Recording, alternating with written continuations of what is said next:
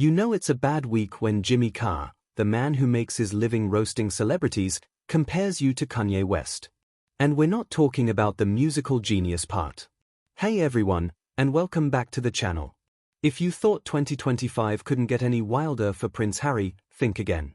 Britain's king of dark comedy just delivered what might be the most savage royal roast in recent memory. And honestly, the internet can't decide if it's too harsh or not harsh enough. Picture this: Jimmy Carr's on stage, doing what he does best, making audiences uncomfortable with uncomfortable truths. An audience member asks which royal brother he prefers. Now, most comedians would play it safe, maybe crack a joke about William's hairline. But Jimmy Carr? Oh no. He went nuclear. The royal family? Well, if you can imagine, they're like our Kardashians. Prince Harry is very much our Kanye. He occasionally dresses as a Nazi and he messes up.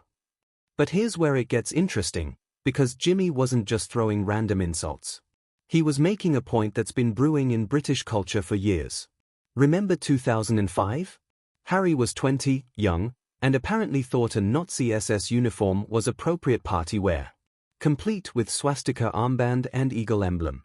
This wasn't a whoops, wrong costume box moment. This was a full commitment to terrible judgment. And how did Harry handle the fallout?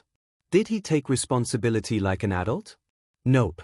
According to his own memoir, he basically blamed William and Kate for not stopping him. Because apparently, when you're in your 20s, your older brother is supposed to be your personal decision-making service.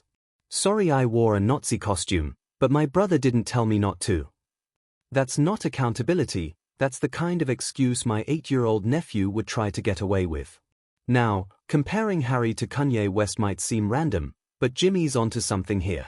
Both have made headline-grabbing controversial statements, had very public family feuds, struggled with the line between privacy and publicity. And yes, both have had their Nazi-adjacent moments. Kanye posted pro-Nazi content, dropped that horrific Heil Hitler track, then tried to walk it back like it was a bad tweet. The difference?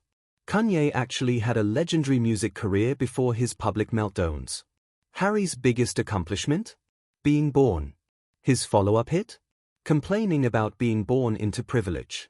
Even Kanye defenders in the comments were like, hey, this is unfair to Kanye. At least ye gave us College Dropout and My Beautiful Dark Twisted Fantasy.